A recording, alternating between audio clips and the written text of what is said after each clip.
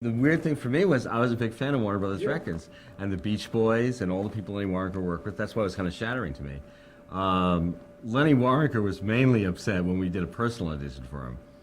That's jumping ahead. That was Bat Out of Hell after it was finished, if you want me to jump ahead. Um, it was a finished record, all mixed, and Warner Brothers still wouldn't accept it. It had been done for Todd Rundgren's label that he had with Albert Grossman, Bearsville. And when it was all finished and we thought we finally had it, Warner Brothers said, we're not going to do much with Bearsville. This record is a big enterprise. We're going to have to approve it. So come out and do a live audition. This is after the record's completely done. We had to do another live audition, me and Meatloaf at the piano, and Ellen Foley, the girl who was with us. And we did it at Lenny Waronker's office, this little office, and a little upright piano. And he had all the pictures of his family on the piano, like 35 photographs, all the grandchildren, kids, whatever they were. I don't know, foster children. It was just like this massive amount of beautiful little photographs. And I knew that was going to be a problem because I pounded the piano so hard. You never wanted to put anything on it. And I was pounding away, and Meatloaf was howling, and all of a sudden, all the photographs fell off the piano. Just like stoned koala bears on a tree in Australia going, oh, geez, oh. And they just fell off the piano and fell on the floor. And Lenny was horrified. And I just kept playing, and you could see his whole family just lying on the floor in rubble, a sort of mini Bosnia. And that's one of the reasons I think he didn't like it.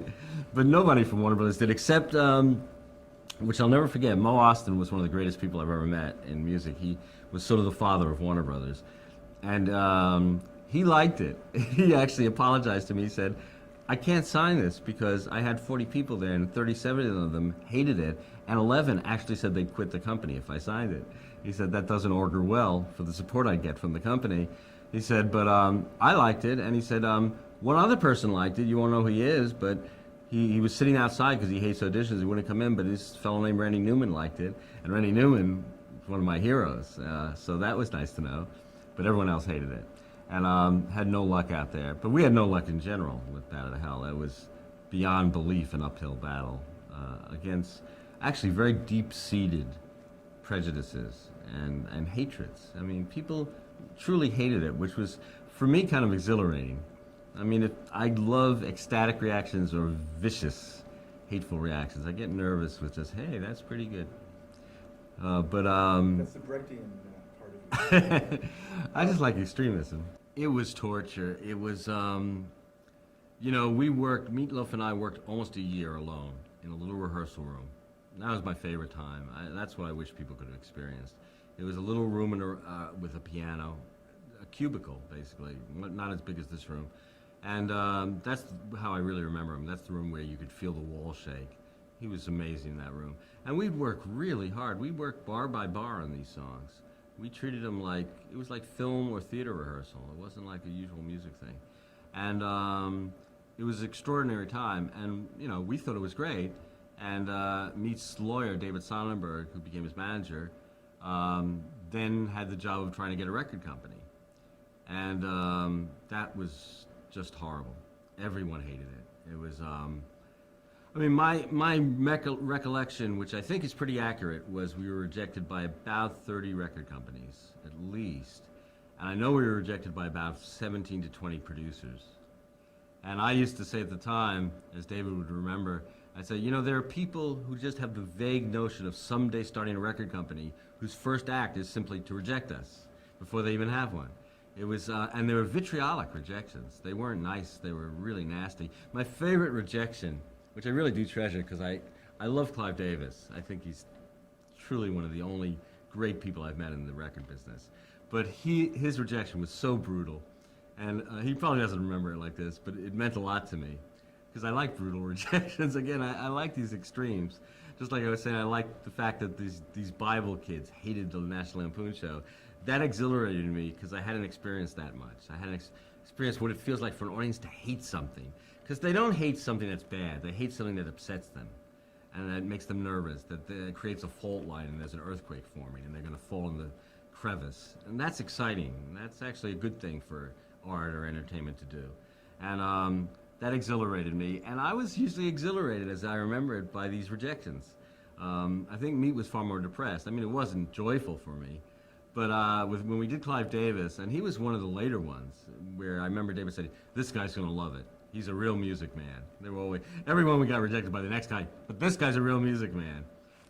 And none of them were music men, but Clive kind of was. And so we went to Clive's office. I gotta take some water. I need the morphine when I think of this. Swig. And Clive had just moved into, he was just starting Arista Records. It was a little place in New York that had been Bell Records, that had Barry Manilow, Mandy had been on Bell Records, and he kept them for Arista. So we went in this little room, and we played, and when we did auditions with just piano, we did basically the exact same show we do, like, a few years later for 25,000 people at Madison Square Garden. It was no different, except it was just me and piano and Meatloaf and Ellen Foley. But it was all staged. I'd usually end up, it was my secret from when I was in bands in college, if I made my nails, I cut my nails really short, so that if I pounded really hard enough, the skin would pull away underneath the nail, from the nail, and I could hold my hands over the keyboard and bleed at the end. That was my gimmick. I was trying to compete with Kiss and all that. And so it ended with me bleeding on the keyboard, and, you know, we did about 25 minutes. We didn't have all the songs then. But through the whole thing, Clive just sat there at the desk like he was on Prozac, totally bored, and he kept looking at his watch, and you could tell he didn't want to be there. And then we finished the audition, and Meat was always like Moby Dick after a workout, just a mass of sweat. And I was sweating and bleeding, and Ellen was simply in shock because she had Meat's tongue down her throat for like 5 minutes, and that always led to a certain kind of shock. And so we wait for Clive's evaluation. And Clive, I remember this so well. He sits there and he's tapping his, you know, impatiently tapping his hand, like waiting for a 10. And he goes, "Oh, is that it? Is the audition over?" He said, "Yes." And he goes, "All right, I do have a dinner in about 10 minutes, so I'm going to have to rush this, but I do have some notes for you. Starting with you, Mr. Steinman, do you ever listen to contemporary radio?" And the little signal went off. "No, this is not going to be a great deal. That's not a good opening." And I said, "Yeah, I listen all the time to contemporary radio," wondering what I was getting into. And Clive said, "Well, I don't hear that in your music. It seems like you really should, both of you, I think, you listen to me. I think, Jim, particularly, you have to go back and listen to radio, what pop music's about." I said, "Okay, what's wrong?" He said, "Well, it's just that you don't understand what a pop song is, what we're looking for." And this was really shocking to me because it was so brutally stated. And he goes, "I can explain it for you if you want. I could even diagram it. Would you like that?" I said, "Yeah." He said, "I'm going to get a diagram from Clive Davis. Wow." And then he takes out this yellow, I still have this, a little yellow pad, and I have the little piece of paper, and he starts writing on it. He says, "Well, let me tell you what we're looking for in a pop song. It's a very simple structure. You start with the verse, A, and he writes A. Second verse is optional, but let's put it in." He writes A again. So then there's a bridge. He writes B. The bridge is simply a way we go from the verse to the chorus. In the industry, we call it the hook. And he writes C. Then you can have an instrumental. That's optional too, but let's put it in D, instrumental. He says, but then for the instrumental, you come back to the hook and you fade in the hook so the audience remembers the hook. C, C, C. And that's it, he says. Now that's what we're looking for. Basically, A, B, C, C, C, C. That's the key to a hit record. Now with your songs, I got lost around W. I said, "Oh, that's not good either." And he says, "But you've got to understand the structure. That's why it has to be the simple. Do you want this piece of paper?" And it's something like the Michelangelo tapestry of God handing something down to Moses. This hand hands me this yellow piece of paper, and it's like, oh, the gods are giving me. And I still have this paper that has A, B, arrow, C, C, C, C, C. And I was getting lost in W, and now I get lost around Z. I go into another alphabet. But it was brutal. He just didn't hear it at all. And Meatloaf, the whole time, as I remember it, was standing there, and Meat had he always had a great attitude. The thing about Meat was he really believed in the music, which was amazing. He really felt it viscerally. But another part of him, more conscious level, always wondered if I wasn't truly insane. And I know all the time he was looking into other songwriters. And he was particularly obsessed with this guy, I forget his name now, but he wrote Drift Away. Troy Seals, a song Dobie Gray did in the 70s. That was much more southern, sort of pop rock, which is what Meat, I think, thought maybe he should go to, more southern R&B tradition. And he was standing there with this look on his face like, That's true. Jimmy's songs go all the way to W. That's no good. Well, he's got to learn how to write short songs. I'm going to be ruined. I got to get another songwriter. And he had a look in his face that I could tell was sort of, Clive knows what he's talking about. He's got to straighten up. And then Clive turned to Meatloaf, who I was sure he was going to expect compliments. And Clive goes, now I do have to rush because it's getting late, but you, Mr. Loaf, let me ask you. Yeah. And he's all ready for the compliment. He goes, do you ever listen to contemporary singers? And Meat got this look in his face like, yeah, why? He says, well, you don't seem to. You seem to be more in the tradition of a Broadway singer, like Robert Goulet. And Meat got this look in his face that I really thought he was going to kill Clive Davis. He just got this amazingly possessed look, like, Robert Goulet. It's like, don't say Robert Goulet. And it was very tense, I thought. Clive wasn't aware of it. Clive just went on. And you have to adapt your style so you're not belting in this legit kind of Broadway, because no one likes that anymore. No one's interested in it. So the two of you should go back to the drawing board, because there's some talent here, but I just think it's so wrong and so misdirected. If you just listen to pop radio, and if you listen to a few pop singers, I think you'll see what they're going for. And that was my lecture from Clive, who then became a great supporter over the years, but it was brutal. Yeah, what happened was, after being turned down by every record company in existence, we ended up getting a deal with Tomato Records. That shows you. We went from the big companies to the vegetable family. And we were with, or is it a fruit, tomato? I don't know. But we were with Tomato Records, which was a company distributed by RCA. Now, there's a fruity vegetable company. And that was our deal, Tomato Records. And we thought, we finally got a deal. We don't care if it's tomato, turnip, radish, whatever. We're on a record deal. And we were happy until it turned out they wouldn't accept Todd as the producer. He was the only producer who was willing to do it. And they didn't like him because he had done War Babies, an album with Hall & Oates, which I actually think is their best album, but it was experimental. It got away from their tried and true formulas in the 70s, so they didn't like Todd. They thought he was too avant-garde or something. And so they refused Todd as producer, and we didn't have anyone else. No one else would touch it. So we had to get out of our deal with Tomato Records. And I remember that was funny. That was Sonnenberg orchestrated it. He was good at these sort of things. We all got together at this steakhouse, Smith & Walensky's in New York, which I think was near the office David had at the time. And David prepared us. It was me, Meatloaf, and him. He said, now here's what happens. Kevin Eggers, the president, is coming in. What's going to happen is we're going to have to be really good about this, like actors. We're going to have to put on a real scene. Like, we're not going to be on your label. We won't do it. We won't do it without Todd. That's it. It's the only way it'll work. You have to really be explosive. I'll throw the first fit, and then I'll walk out. Then, Meatloaf, you have to throw a fit, and then you and Jim walk out and leave him there alone. You know he won't get a record. He'll let us out of the deal. We'll just need $25,000, to pay him off. And that's, you got to do this. You got to pull this off. Don't give it away. And I said, all right, fine. So he comes in and he starts this very pleasant, he says, well, I have great plans for this record. It's going to make Tomato the biggest fruit label in the world, and whatever he was talking about. And we're there talking, and David starts his fit. Well, we're not going to be on Tomato. Why not? We won't accept Todd Rundgren, basically accelerating. He goes, and we've had it. We can't stand it. We've had it. Good. I can't talk to you. Damn you, I'm leaving. And David walks out. So that's Meatloaf's turn. He says, I didn't work all these years for nothing. I didn't do this. I'm not putting up with you. Jim and I have had it, and I'm leaving. And somehow in this, I missed my cue. So I'm left at the table with Kevin Eggers, this guy. He's looking at me saying, well, at least you're still here. And I'm thinking, wow, it's not a really good time for me to make a dramatic exit. And I couldn't say, and I hate your cologne. I had no cue. So I ended up there talking for like 40 minutes trying to explain to him that we couldn't do the record without Todd. Anyway, it worked because in the end, the combination, he said he'd let us out of the deal for $25,000, which unfortunately we got by me giving away my publishing for the whole bat of hell for $25,000.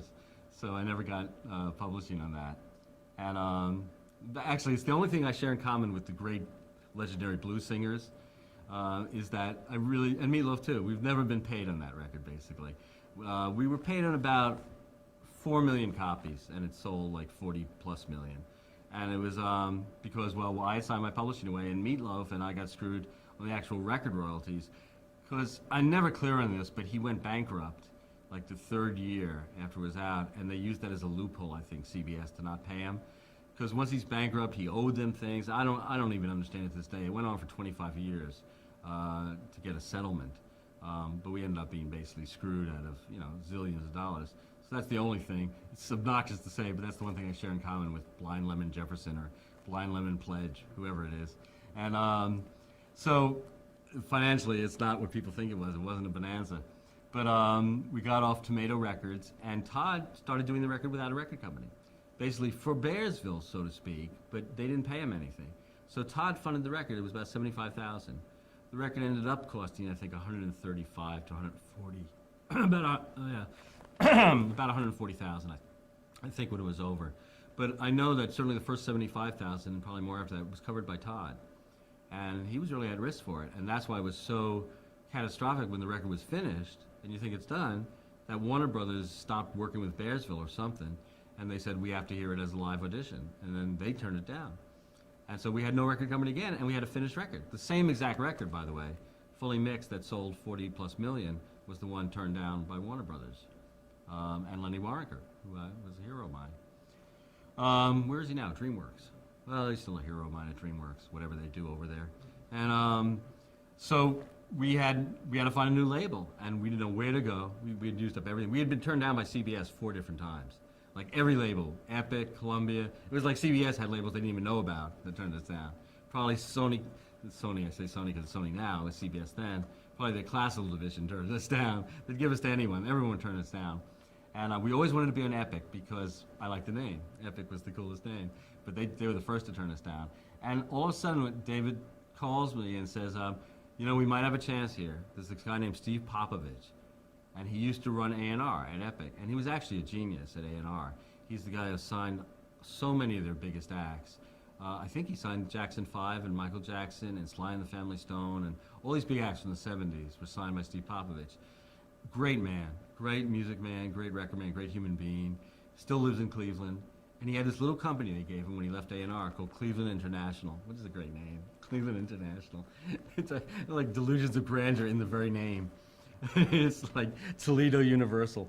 And so except Cleveland is the greatest rock and roll city, I have to admit. When we were there, they were one of the first to play it, MMS, and he was just one of these things that you hear about in a fairy tale. He was one of the true believers. He heard the record and didn't need to know anything else. And as I was told, and this may connect to when you say Steve Van Zandt was involved, Popovich's comment I got was that all I had to hear was the introduction till you took the words right out of my mouth. It's the best introduction in rock and roll I've ever heard. And it's about 12 seconds. And he loved that introduction. And I'm sure he listened to the rest, but that's what I remember. That's when he decided to buy the record.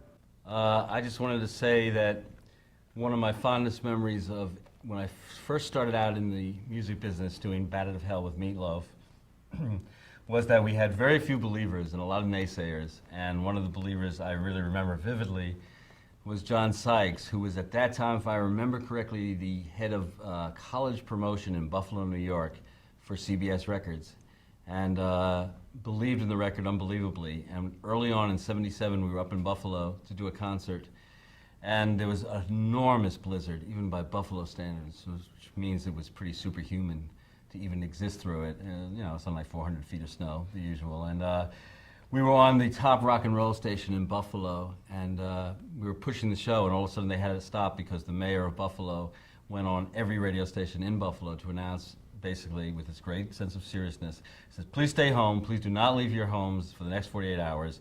This is one of our biggest storms this century. We'll take care of it, but don't leave your homes. That was the key to his message. And then it came back to us, and I remember immediately Meat Loaf going, everybody, come out to the show tonight. Come out, it's going to be a great show. Don't listen to him. Come out to the show. And Sykes was right there, and John says, that's right, do that. We'll make sure it's full. It'll be full, it'll be full. And I remember, and that was just a tiny example. And I think any guy who can be this passionate and this reckless at the same time has got to be a great believer in artistic vision and a great executive for anything involved with the arts. And he went right from Buffalo. We raved about him afterward. I'm going to act like me and Meat Loaf take all the credit for what happened to John, but we went back to CBS and raved about John Sykes in Buffalo. Next thing I know, they were moving him to Chicago. And next thing I know, he's running VH1, and now he's apparently going to be the next president.